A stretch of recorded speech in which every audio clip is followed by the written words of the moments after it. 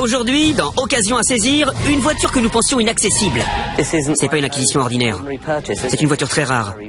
Elle est unique. C'est un pur sang italien mythique. Un bolide qui donne des sensations fortes. Mais c'est aussi une voiture qui a quelques petits défauts. Est-ce que quelque chose marche? La batterie? Ah, et les pièces détachées ne se trouvent pas à tous les coins de rue. Comme vous le voyez, il est abîmé ici. Mais on l'a cassé en le sortant de la voiture. Moi, j'achète des voitures de légende qui ont besoin d'attention et Ed, mécanicien de génie, les répare.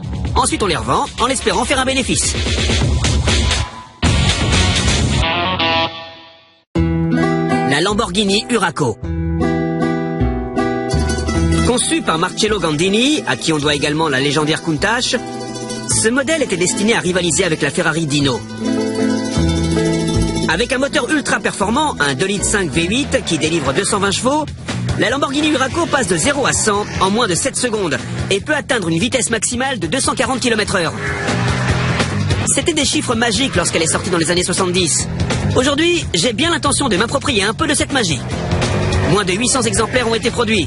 C'est donc une voiture très rare et c'est difficile d'en trouver une à moins de 30 000 livres.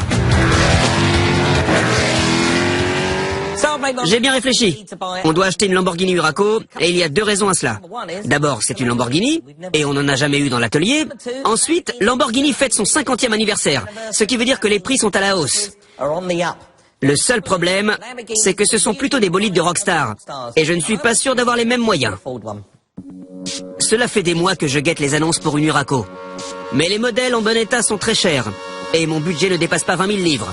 Je vais devoir étendre mon périmètre de recherche aussi loin que possible. La Huraco est une voiture très rare. Je savais que j'aurais beaucoup de mal à en trouver une. J'ai donc envoyé des alertes à tous mes contacts, partout dans le monde, et j'ai été submergé d'une seule réponse. Elle vient d'un de mes amis, Jacek, qui ne vit pas en Grande-Bretagne, mais à des kilomètres, en Pologne.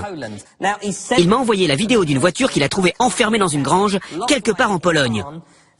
Il m'a dit de regarder cette vidéo parce que ça devrait me plaire. Écoutez ça.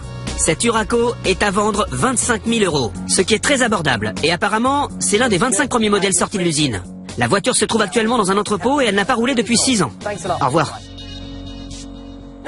Étant donné que je ne pourrais pas en trouver une à ce prix-là nulle part ailleurs, je pense que ça vaut le coup. Je vais réserver un billet et m'envoler pour la Pologne. Ça peut sembler un peu dingue de venir jusqu'en Pologne pour voir une voiture que je n'ai aperçue qu'en vidéo et que je ne pourrais peut-être pas conduire, mais c'est une Lamborghini Huraco. Ils ont fabriqué moins de 800 exemplaires à l'époque. Et je n'en ai trouvé que 2 autres à vendre, dans le monde entier. J'ai une adresse très bizarre. Tout ce que j'ai, c'est Cracovie ou quelque chose comme ça, et le numéro 1. Il n'y a ni code postal, ni nom de rue. Attendez une minute, je crois qu'on y est. C'est un village, et on dirait bien un joli mur qui entoure une jolie maison. C'est sûrement le numéro 1. Je suis au bon endroit. Jacek et Adam, le propriétaire de la Lamborghini, m'attendent. Jacek! Bonjour. Comment allez-vous? Enchanté. Content de vous voir. Et vous devez être Adam. Oui, bonjour. Ravi de vous rencontrer. Allons à l'intérieur. Waouh! Regardez ça! Il y a des voitures très intéressantes ici. Voilà celle que je suis venu voir. Waouh! Elle vous plaît? Vous savez quoi? Je suis pétrifié parce que je n'en ai sans doute vu qu'une seule dans ma vie. C'est une voiture magnifique. Le moteur est bon? Oh, regardez ça, c'est fantastique. Oui, c'est un V8 italien. Il est fabuleux, non? Oui. Et il a l'air en bon état. On peut le démarrer, on peut l'entendre? Non. Pourquoi? Regardez la courroie de distribution. On va bricoler ça. C'est risqué. Oui. La courroie se détache et avec une voiture comme ça, si un seul élément n'est pas à sa place ou ne fonctionne pas, la bielle peut transpercer le carter. Et la réparation sera hors de prix. C'est très ennuyeux de ne pas pouvoir démarrer. D'accord, bon, refermez ça. Je vais voir si je peux passer de ce côté pour jeter un coup d'œil. C'est collé ici. On peut la déplacer? Je ne crois pas. Elle est là depuis 6 ans. Les freins... Quoi, les freins sont bloqués? Ouais. C'est vrai? Oui. Ouais. Donc je peux pas la conduire? Non. Ni la déplacer? Non. Et je ne peux pas voir l'autre côté parce qu'il est collé contre le mur. C'est ça. Je peux voir l'intérieur? Non. Quoi? Je plaisante. Ah bon? D'accord. Oh la vache! Regardez! L'intérieur est absolument magnifique. Le tableau de bord en daim, le ciel de toit, les sièges. Je peux m'asseoir? Oui. Je peux? Ah, c'est absolument magnifique à l'intérieur. Et ce volant, c'est fantastique. Il y a un problème avec la pédale d'embrayage. Comment ça se fait? Elle descend jusqu'au plancher. Oui, mais il n'y a pas de fuite. Vous avez le carnet d'entretien? Non. Vous avez les papiers? Oui, on a les papiers. Et est-ce que je peux les voir? Je peux les voir? Oui, pas de problème. D'accord. Mon instinct est en train de me dire que je suis fou. Je crois que la meilleure chose à faire, c'est d'appeler le grand homme et de lui demander son avis, voir ce qu'il en pense. Bonjour, comment ça va? Bien, Ed, et toi? Bien, occupé, comme toujours. Parfait, tant mieux. Et la voiture? Je suis sur place devant la voiture. Elle est exactement comme je m'y attendais. Tu l'as déjà achetée? Je l'ai pas encore achetée parce qu'il y a quelques petits problèmes. Et je voudrais en discuter avec toi. D'accord, vas-y. Bon, écoute, le premier problème, c'est la pédale d'embrayage. On appuie dans le vide et elle descend jusqu'au plancher. D'accord. Est-ce que tu vois une fuite sous la voiture ou des petites flaques de liquide hydraulique? J'ai bien regardé en dessous, à l'arrière, il n'y a pas de liquide, rien. Et quand je regarde le moteur, il semble en parfait état. Mais je dois te dire que la courroie de distribution a l'air de se détacher. J'ai demandé si je pouvais démarrer le moteur, mais le propriétaire me l'a déconseillé. Non, ne le fais pas. Si elle casse ou si elle se déchausse de ses pignons, ça peut endommager les soupapes. Et sur ce genre de moteur, ça coûte une fortune. Donc quoi qu'il arrive, ne démarre pas. Pour la pédale d'embrayage, à mon avis, c'est plus un problème hydraulique que mécanique. Les joints sont peut-être usagés. Comment ça se passe pour la faire venir ici? Est-ce qu'on va... Eh bien, c'est l'autre problème. Je peux pas déplacer la voiture. Les freins sont gelés. D'accord, d'accord. Si le prix est raisonnable, on a besoin d'une Lamborghini. Alors allons-y. D'accord, bon, je vais suivre ton avis. Merci beaucoup, Ed. C'est toujours un plaisir. Maintenant, retourne au boulot. J'y vais de ce pas. D'accord, salut. À plus tard. C'est exactement la conversation que j'espérais avoir avec Ed. Je vais attendre qu'il revienne avec les papiers. Parfait. Un dossier avec tous les papiers, c'est bien. Tout semble en ordre. Il y a l'original du certificat d'immatriculation italien, la facture d'achat et l'équivalent italien du contrôle technique. Peut-être que finalement, tout va bien. C'est parfait. Je pense qu'il est temps de parler du prix. 25 000 euros. Ça me fait mal à chaque fois que vous le dites. Ça fait 21 500 livres. C'est beaucoup d'argent pour une voiture qui ne démarre pas. Vous pouvez baisser le prix? Non. Vous ne pouvez pas descendre jusqu'à 20 000 euros? Non, désolé, c'est une Lamborghini. Il y a une chose qui m'inquiète. Quand la voiture ne sera plus coincée contre le mur, est-ce qu'il y a des dégâts de l'autre côté? Si vous me promettez qu'il n'y en a pas... Bien sûr, je le garantis. Vraiment? Oui. Alors? D'accord. D'accord. Super, merci beaucoup, Jacek. Merci. Merci. Je viens de m'offrir une Lamborghini Huraco. Génial. J'ai réussi à trouver une Lamborghini l'année du cinquantenaire de la firme. Mais je n'ai jamais dépensé autant d'argent pour une voiture dans cette émission. Et je ne peux même pas faire démarrer le moteur. Tant que notre ami Ed ne l'a pas examiné, je ne saurais pas si c'est l'affaire du siècle ou bien une erreur tragique.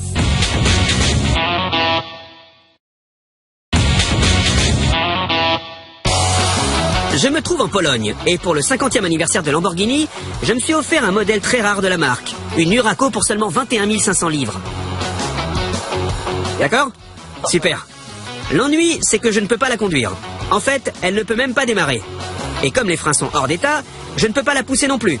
Je vais avoir besoin d'aide. Alors j'ai fait appel à un expert qui est spécialisé dans le transport des voitures de course.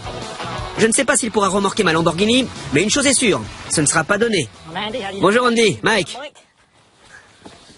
La voilà. Très joli. Vous trouvez? Ouais.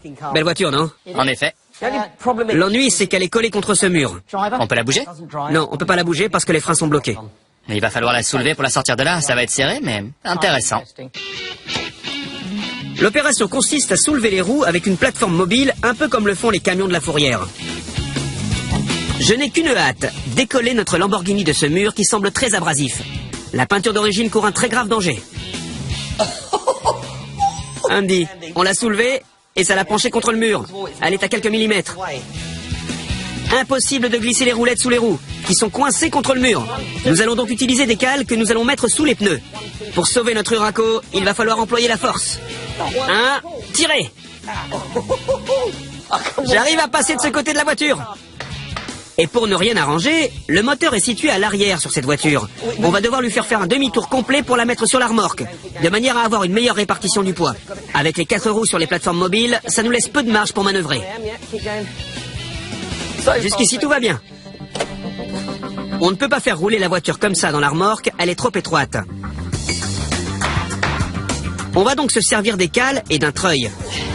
Poussez. C'est bon. Il faut des nerfs d'acier pour effectuer cette manœuvre délicate. Non, non, non, non. Au bout de quelques heures, la voiture est enfin à bord. Voilà, ça y est. Parfait, c'est bon. Ça s'est bien passé, non? Pas mal. Très bien même. On a réussi à sortir la voiture de ce coin du garage et à la monter dans la remorque, sans tourner les roues. C'est vrai, beau boulot. Très beau boulot. Maintenant, il faut l'emballer et l'expédier à l'atelier. Pronto. D'accord. Il faudra 2 jours, 3200 km et le règlement d'une facture de 1000 livres pour que notre Lamborghini arrive à l'atelier. Je suis impatient de voir la tête de mon ami Ed quand elle sera là.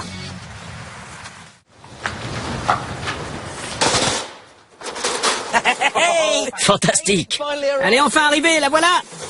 D'habitude, je fais toujours la surprise à Ed, mais cette fois, il savait ce que je rapportais. Regarde ça, c'est fantastique. Je te l'avais dit, elle est pas magnifique? C'est fantastique, une vraie Lamborghini. Je sais. Mais ce qu'il ne savait pas, c'est qu'il nous faudrait 3 heures d'effort pour faire rentrer notre Huraco dans l'atelier. Vas-y, Ed. C'est bon, c'est bon. Allez, encore quelques centimètres, un peu plus, un peu plus. Oui, ça y est, elle est dans l'atelier. Bravo, mon cher. Alors, ton avis? Eh bien, regarde ça. Première chose, combien tu l'as payé? 25 000 euros, ce qui fait à peu près 21 500 livres. Et je crois que ça vaut le coup. Je m'en fiche, à vrai dire. On a une Lamborghini dans l'atelier, c'est génial. Visiblement, elle roule pas et je suppose que t'as pas entendu le moteur tourner. Qu'est-ce qui cloche? Bon, d'abord les freins. Ils sont bloqués. Et tu m'as dit qu'il ne fallait surtout pas les débloquer parce que tu voulais voir ça sur le pont. Ensuite, on a un problème avec la pédale d'embrayage, qui descend jusqu'au plancher. Un carnet d'entretien? Non, pas de carnet d'entretien, mais le principal souci avec cette voiture, c'est sans doute le précieux moteur V8 italien. La courroie de distribution est trop lâche. Il va falloir la retirer, la réparer et la remettre. Donc je pense que tu vas devoir travailler tard la nuit et manger beaucoup de pâtes pour que cette voiture soit terminée. Est-ce que quelque chose marche, la batterie? Ah, oui, eh bien, il n'y a pas de batterie dans la voiture. Donc je n'ai rien pu tester et je ne sais même pas si les vitres électriques marchent. Elles ont l'air bloquées. D'accord. C'est un pari.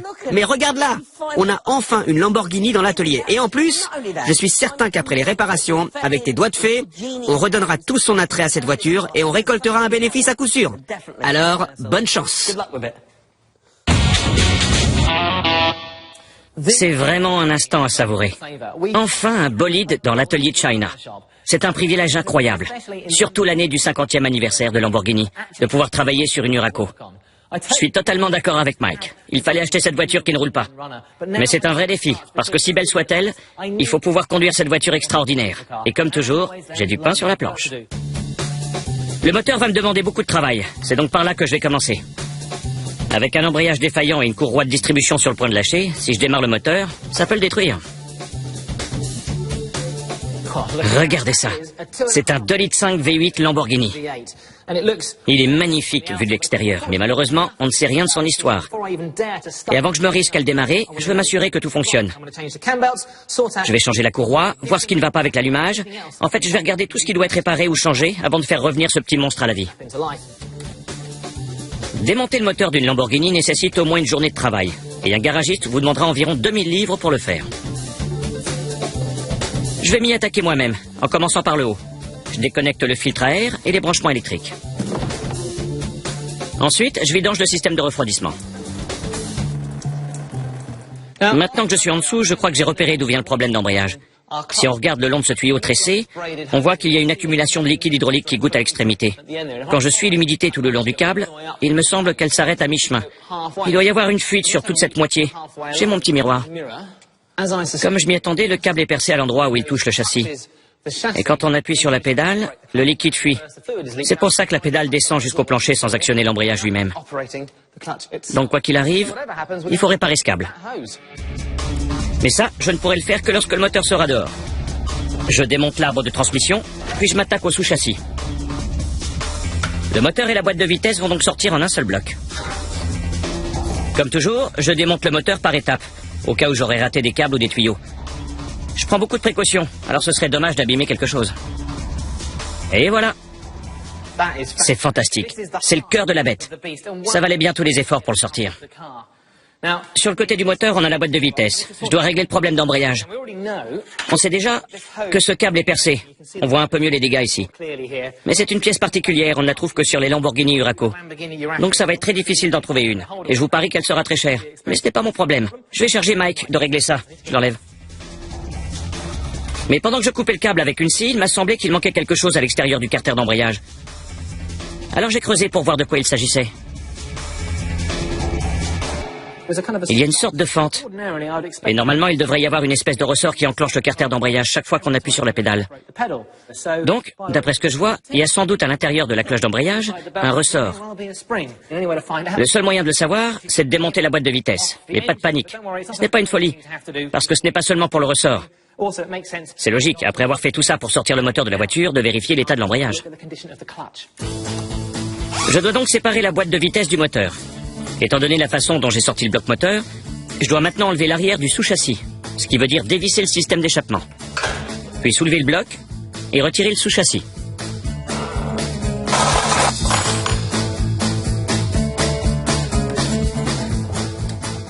Et voilà, le moment de vérité. Maintenant la boîte de vitesse est séparée du moteur, et regardez ça. Voilà le ressort que je cherchais. Heureusement, il n'est pas tombé dans ce trou au fond. Mais je dois dire qu'il n'est pas très reluisant. Il est rongé par la corrosion et peut-être même cassé. C'est pour ça qu'il est tombé. Je dois réparer ça. Mais avant, je pense que je vais me pencher sur l'état général de l'embrayage. Cette voiture a plus de 80 000 km. C'est très peu pour son âge, mais ce genre de voiture ultra performante épuise les embrayages bien plus vite qu'une berline familiale. Bon, j'ai déjà vu des embrayages en meilleur état. Il ne pourra plus faire beaucoup de route. Donc, il va falloir remplacer ça. Et l'humidité a fait trop de dégâts sur le plateau de pression. Il est fichu. Mike va être un garçon très occupé. Il va devoir trouver des pièces de rechange. Mais je vais l'aider. Je vais réparer le ressort. Ed m'a demandé de trouver un embrayage pour la Lamborghini. Je croyais qu'en passant quelques coups de fil, le tour serait joué. Mais bien que j'ai réussi à faire rénover les plateaux d'embrayage pour seulement 37 livres, je dois acheter tout le reste neuf chez Lamborghini pour un peu moins de 2500 livres. Aïe! On doit garder ça en tête. Il faut économiser le moindre penny. Prenez par exemple le câble d'embrayage de notre voiture. Il est percé et abîmé. Et Ed dit qu'il faut le changer. Mais un câble neuf, ça coûte plus de 100 livres. Alors je suis venu dans cette entreprise qui affirme pouvoir m'en fabriquer un pour un dixième du prix. Bonjour. Bonjour, Matt. Bonjour, enchanté, je m'appelle Mike. Voici mon câble d'embrayage, et comme vous le voyez, il est abîmé ici. Mais on l'a cassé en le sortant de la voiture. D'accord. Vous pouvez m'aider ? Oui, on devrait pouvoir vous aider. D'abord, il faut identifier le filetage. Les Italiens ont tendance à utiliser tout ce qu'ils ont dans leur bac à pièces, mais on devrait pouvoir vous aider. Parfait, d'accord, allons-y. Très bien. D'abord, Matt mesure le diamètre à une extrémité du câble. C'est du système métrique, 12 mm.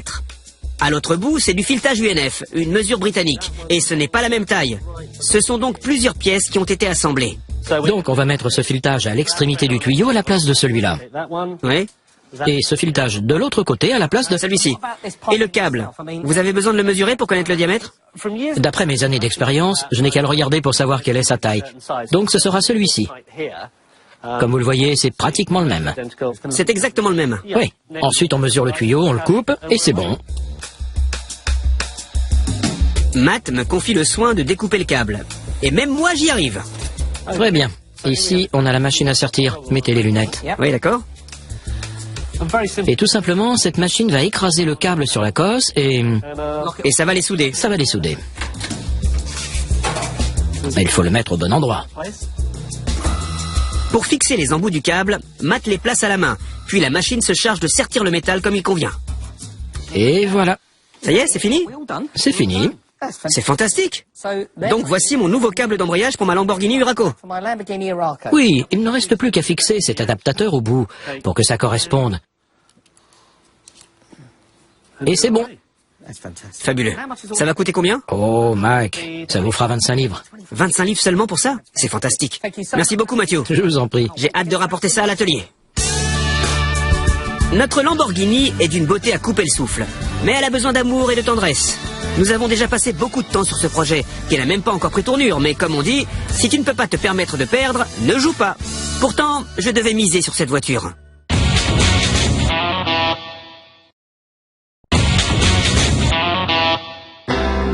Voici notre Lamborghini Huraco. Auriez-vous le cran d'acheter une voiture italienne fragile qui ne roule pas, qui n'a pas de carnet d'entretien ni d'embrayage ? Non. Eh bien moi, si. Alors, ton avis? C'est une Lamborghini. Et maintenant que le moteur est sorti de son compartiment, il est temps qu'Ed vérifie s'il est bien prudent de le faire démarrer. Puisque j'ai sorti le moteur et la boîte de vitesse, j'aurais été idiot de ne pas les nettoyer. Et maintenant, ils sont fabuleux vu de l'extérieur.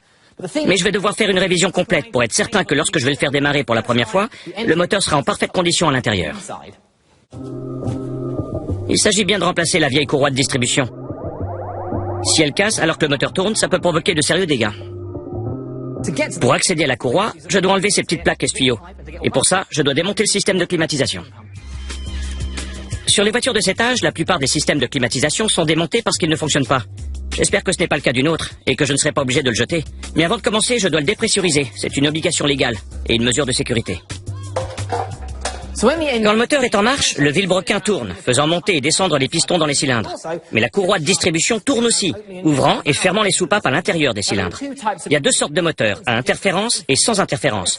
Dans les moteurs sans interférence, les soupapes et les pistons n'entrent jamais en collision, même en cas de désynchronisation. Mais dans les autres, comme celui-ci, malheureusement les soupapes et les pistons travaillent dans le même espace, mais à des moments différents. Donc si la courroie lâche et que tout est désynchronisé, les pistons vont réduire les soupapes en miettes et ça finira par tuer le moteur. Petite astuce, avant de retirer une courroie, assurez-vous que les repères qui indiquent la position des poulies ou galets tendeurs sont bien alignés. Comme ça, vous êtes certain que les poulies seront correctement orientées quand vous installerez la nouvelle courroie. Malheureusement, les repères signalant que le vilebrequin est au point mort haut se trouvent sur le volant moteur, et la trappe de visite est dans la boîte de vitesse. Donc je vais devoir tout remettre en place. D'accord, je constate que ça s'aligne parfaitement avec la boîte de vitesse et je vois les lettres PMS, ce qui veut dire point mort haut en italien, punto morto superior. Et voilà. Je peux enfin desserrer le galet tendeur et enlever la courroie. Une fois que j'ai enlevé la courroie, je peux vérifier les roulements de ces poulies. Je vais les faire tourner et écouter. C'est pas si mal en fait. On dirait un vieux patin à roulettes. Il faut impérativement la changer. Et la dernière, plus silencieuse. Mais il faut quand même la changer. Je vais toutes les remplacer. Comme ça, je saurai que tous les roulements sont en parfait état. Je dévisse les boulons, mais j'ai besoin d'un extracteur pour détacher la poulie du moteur. Même si la plupart des pièces de notre Huraco sont difficiles à dénicher, ces roulements sont de taille standard. Et je peux en trouver un jeu pour une centaine de livres. J'utilise une presse pour enlever les anciens roulements. Ensuite, je nettoie la poulie et je la débarrasse de la corrosion avec une toile émerie et un peu d'huile. Et enfin, j'installe les nouveaux roulements, toujours à l'aide de la presse.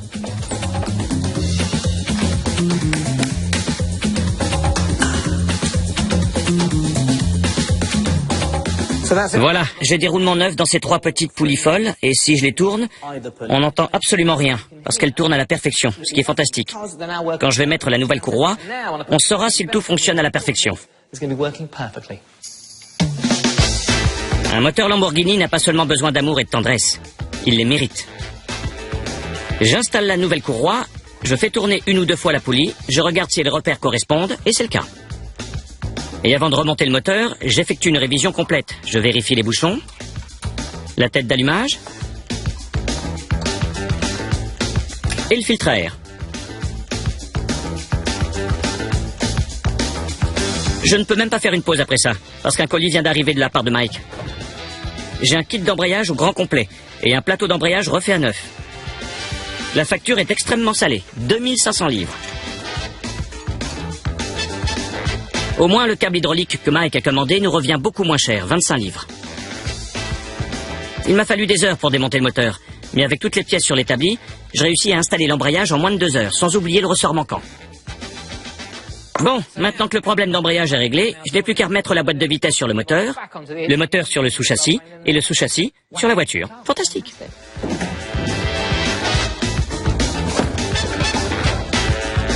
J'espère vraiment qu'après tout ce travail, notre Lamborghini va enfin démarrer.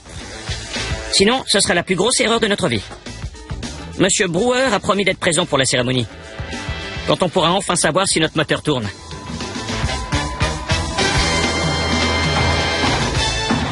Il a fallu beaucoup de préparation. D'abord, j'ai vidangé le réservoir d'essence, que j'ai rempli ensuite avec du super sans-plomb et avec de l'essence de substitution. J'ai changé l'huile et le filtre à huile. Donc c'est bon. Paul va la faire démarrer pour faire monter la pression d'huile. C'est donc maintenant, Ed, où on va savoir si j'ai acheté un tas de boue ou bien une voiture de légende. C'est un très grand moment. Vas-y, Paul. D'accord.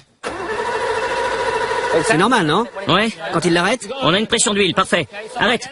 Bon, on a une pression d'huile, donc je vais connecter les bobines. Je suis vraiment... En nage? Oui. Et voilà, vas-y Paul. Carré. Almost. Oh, presque, presque, allez.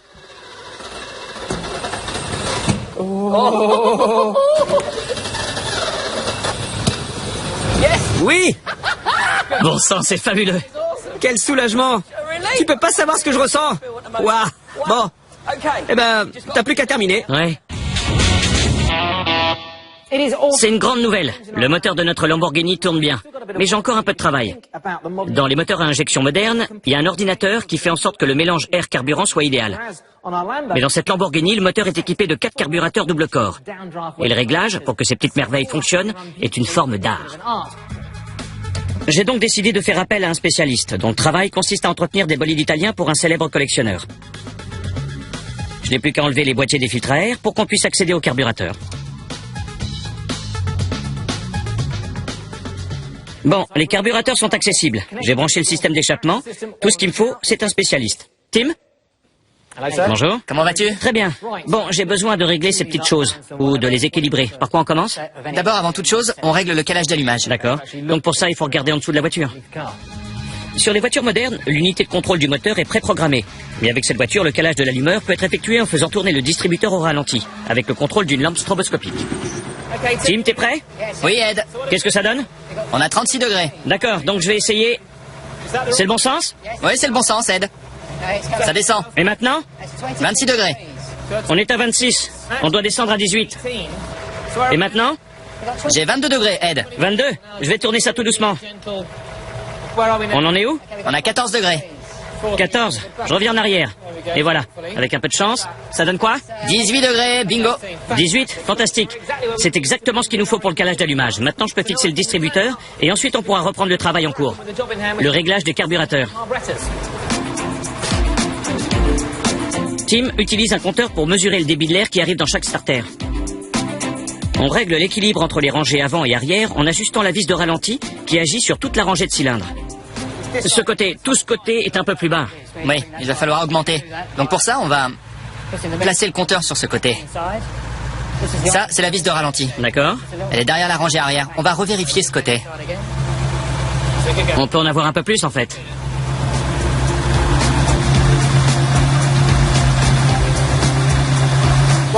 On sait maintenant que les rangées sont à peu près équilibrées, que celle-ci aspire plus et celle-là moins. Maintenant, il faut que tous les starters fonctionnent ensemble. Comment on procède? Il suffit de dévisser cet écrou ici D'accord. et d'enlever la vis de purge pour que l'air s'écoule. C'est un peu comme ouvrir un robinet. Exactement. D'accord, super. Le volume aspiré par chaque starter est ensuite régulé en ajustant les vis de purge. Obtenir l'admission d'air adéquate pour les 8 cylindres est un processus laborieux, mais indispensable pour améliorer les performances du moteur. C'est déjà beaucoup mieux. Donc ce qu'on a fait, c'est qu'on a synchronisé l'arrivée d'air pour avoir exactement le même volume aspiré par chacun des starters. Et la prochaine étape? La prochaine étape, c'est le réglage du mélange de ralenti. Le ratio air-essence pour chaque starter est donc ajusté par la vis de mélange de ralenti, ou vis de richesse. Et le réglage se fait à l'oreille, parce qu'on entend quand un cylindre ne s'allume pas correctement. Un concessionnaire Lamborghini vous facturera 500 livres pour le réglage du moteur. Mais ça vaut le coup parce que la pollution est réduite, la consommation de carburant aussi, et on y gagne en puissance.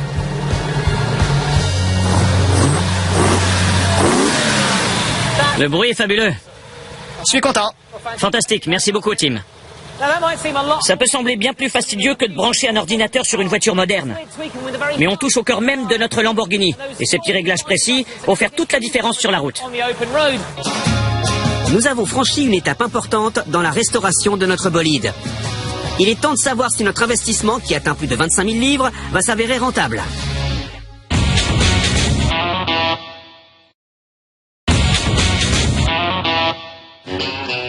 Nous avons acheté une Lamborghini et non, ce n'est pas une acquisition ordinaire.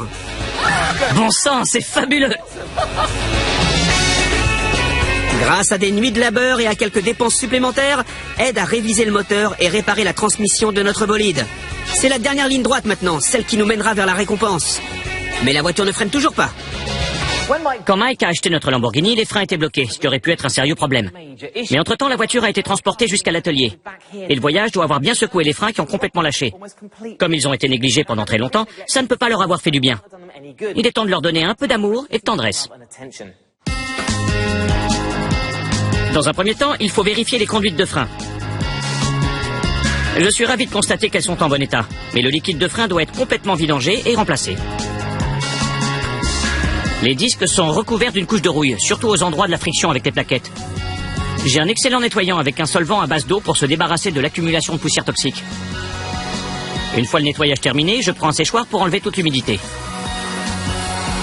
Mon idée, c'est de garder les disques d'origine au lieu de les remplacer, principalement parce qu'on ne peut plus en trouver.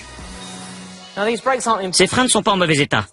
Maintenant que j'ai enlevé la poussière, on voit mieux de quoi il s'agit.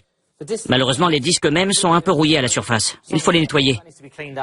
Il y a un tout petit bec, je m'en occuperai en même temps. L'étrier me paraît en bon état aussi, et les plaquettes ne sont pas complètement usées. Je vais utiliser ces petites jauges très pratiques qui vont me donner une idée de la profondeur de l'usure. Je dirais qu'il reste aux alentours de 7 mm de garniture sur les plaquettes. Mais elles sont là depuis très longtemps. Elles sont peut-être un peu abîmées. Et comme je peux avoir un jeu de plaquettes pour seulement 70 livres, je serais stupide de ne pas les changer. Réparer les disques et changer les plaquettes, c'est la même chose sur une Lamborghini que sur n'importe quelle autre voiture. Je retire l'étrier, ensuite je réduis doucement le petit bec, et je polis la surface avec une brosse métallique. C'est beaucoup mieux. J'installe les plaquettes neuves. J'enlève les goupilles de retenue, j'applique de la graisse au cuivre pour éviter les grincements, et je n'ai plus qu'à insérer les plaquettes. Pour finir, je remets du liquide de frein. En bas. Et pendant que le réservoir se remplit, je débarrasse le système de l'air emprisonné en ouvrant les vis de purge. Une fois que c'est terminé, vérifiez bien que vous avez refermé les vis, sinon vous risquez une sérieuse défaillance. En haut. Et une fois que la pédale de frein se durcit, je sais qu'on est tiré d'affaire. Entretenir une Lamborghini, ce ne sera jamais bon marché, mais j'ai réussi à réparer les freins pour moins de 80 livres. Et maintenant, enfin, après s'être langui durant des années, presque oublié dans une grange de Pologne, notre taureau de combat est prêt à sortir de l'arène. Je suis impatient de voir ça. Ed, comment vas-tu? Ça va? Très bien, mon cher. S'il te plaît, dis-moi que notre Lamborghini Huraco est prête, parce que je meurs d'impatience. Je partage ton impatience, c'est un grand moment. Notre Lamborghini est terminée. Elle est prête à partir. D'accord, elle a besoin d'un coup de chiffon, mais nous sommes prêts. Quand j'ai acheté cette voiture, j'étais bien conscient que je prenais un risque, mais grâce à ton travail acharné, tout s'est bien fini, pas vrai? Tu vas vouloir l'emmener dans un parking et la bichonner. Pas vraiment, je crois que je peux faire mieux que ça. Puisque notre voiture est bellissima, je nous ai préparé une petite sortie. Cette Lamborghini est la voiture la plus chère que nous ayons eue dans Occasion à saisir. Et c'est aussi le plus gros pari. Elle ne démarrait même pas quand je l'ai achetée, et les pièces détachées sont hors de prix. On aurait pu foncer droit vers la faillite, mais Ed a encore fait des miracles. Il a surmonté tous les obstacles et a remis la voiture sur la piste sans nous ruiner. Je l'ai payée 21 500 livres. D'accord ? Et comme elle a été produite à moins de 800 exemplaires seulement, je défie quiconque d'en trouver une moins chère. Quand je l'ai dénichée, elle était abandonnée et elle s'étiolait dans une grange en Pologne. Mais désormais, avec une nouvelle courroie de distribution, On n'entend absolument rien. un embrayage neuf, Le problème d'embrayage est réglé. un moteur parfaitement réglé Le bruit est fabuleux. et des freins remis en état, notre Lamborghini Huraco se porte à merveille et elle est prête pour le grand jour. Bien sûr, il faut ajouter au prix d'achat le montant du transport depuis la Pologne. 3000 livres. L'embrayage nous a coûté un peu plus de 2500 livres et avec les autres pièces, le total se monte à plus de 27 000 livres. C'est énorme. Pourtant, je garde l'espoir de réaliser un bénéfice avec cette voiture de légende. Mais avant de s'inquiéter pour ça, nous allons emmener ce magnifique bolide sur la piste d'essai.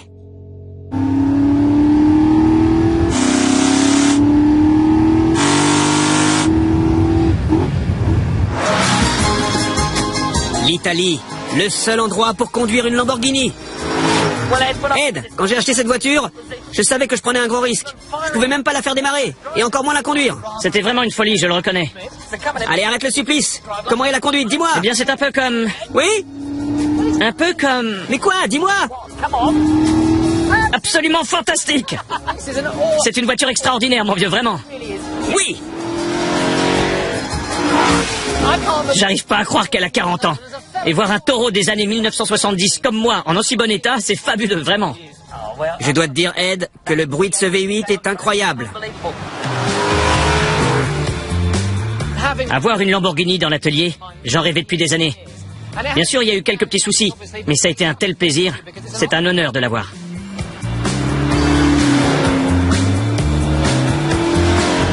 Avec une voiture aussi exotique, il faut souffrir un peu avant de ramasser le gros lot. Oh oui. Et on a beaucoup souffert parce que regarde le résultat. Une voiture de rêve. Une super voiture. Oui, merci beaucoup de m'avoir sorti de ma boîte. Cet essai est fantastique. Les routes italiennes sont merveilleuses. Et avec cette voiture, c'est vraiment unique. Mais j'ai l'impression qu'on est là pour un événement encore plus rare.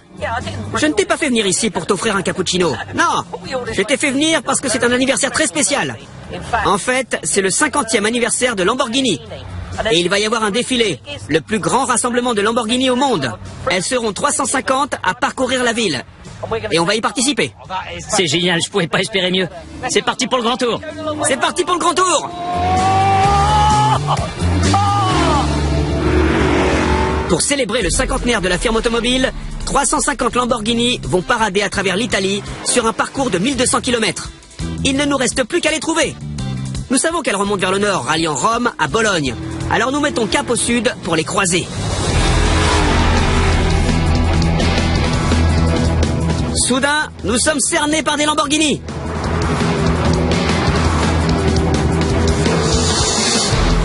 Crois-le ou non, Ed, ils ont annoncé qu'il y aurait 190 000 chevaux dans le coin. En fait, je crois que ça fait plutôt 190 220. Si tu nous comptes, oui, c'est vrai. La voiture marche bien, non? À merveille. Et je pense que cette expérience glorieuse se poursuivra bien longtemps après la fin de ce rassemblement. J'en suis sûr. La personne qui achètera cette voiture aura beaucoup de chance. C'est certain. Les voitures se dirigent vers un circuit automobile dans le centre de Bologne. C'est à plus d'1 heure de route et la nuit commence à tomber. Il est temps d'appuyer sur le champignon.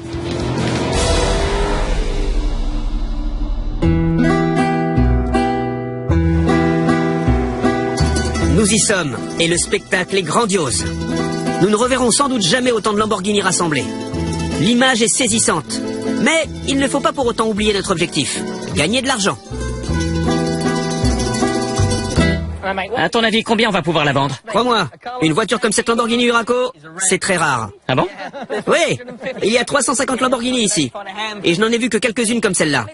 Et c'est un vrai pur sang. Telle qu'elle est, en parfait état, je pense qu'elle vaut 37 500 livres. Tu sais quoi? Je serais prêt à payer. En fait, je pense qu'on ne devrait pas la vendre. On devrait la garder. Non, on doit absolument la vendre. Mais la bonne nouvelle, c'est que je te laisse conduire sur le chemin du retour. Merci mon cher, ça a été fantastique. Je te remercie. Notre Lamborghini Huraco est vraiment une voiture formidable. Et pour tout dire, si je pouvais la garder, je n'hésiterais pas. Mais ce n'est pas le but du jeu. Donc je dois m'en séparer. Je l'ai mise en vente à 37 500 livres. Et la demande pour ce genre de voiture n'est pas énorme. Mais grâce aux bouche à oreille, j'ai été contacté par ce type derrière moi. Il s'appelle Michael. Si on en juge par la voiture dans laquelle il est arrivé, oui, cette McLaren, il a les moyens. Donc voyons si on peut conclure cette affaire. Alors Michael, cette voiture vous plaît, non? Elle me plaît beaucoup, Mike. Elle est très belle. J'aime la couleur, c'est très original, ce qui est important. C'est une voiture extrêmement rare et c'est une Lamborghini. Elle est incomparable. Oui, exactement. Maintenant parlons du prix. Le prix est... J'en demande 37 500 livres et je pense qu'elle les vaut. Donnez-moi l'argent et serrons-nous la main. Très bien. Ça me paraît un petit peu cher. Aujourd'hui, en espèces, 33 000. 33 000 livres? Sérieux? Hors de question. Non, pas cette voiture. J'ai déjà des contacts pour cette voiture. Et ils sont tous d'accord sur le prix. Mais je veux bien faire un effort parce que vous êtes venus et je vous la laisse à 35 000. Qu'est-ce que vous en dites? 35? Oui. Vendu. Oui. Merci à vous. Merci beaucoup. Vous venez de vous offrir une Lamborghini Huraco. Je suis ravi. Depuis la Pologne jusqu'à la Grande-Bretagne, en passant par l'Italie, nous avons fait un voyage épique avec notre Lamborghini. Mais c'est l'heure des adieux. C'est douloureux, mais au moins on a récupéré un bénéfice de presque 8 000 livres. Acheter une super voiture super rare dans un pays étranger, alors qu'elle ne peut même pas démarrer, c'est sans doute l'un des plus gros risques que j'ai jamais pris dans cette émission. Mais le pari s'est révélé payant. Et il nous a remboursé au centuple. Regardez le résultat. Une fabuleuse Huraco. Si vous voulez voir d'autres légendes métamorphosées, retrouvez-nous vite, aidez-moi, dans Occasion à saisir. Salut!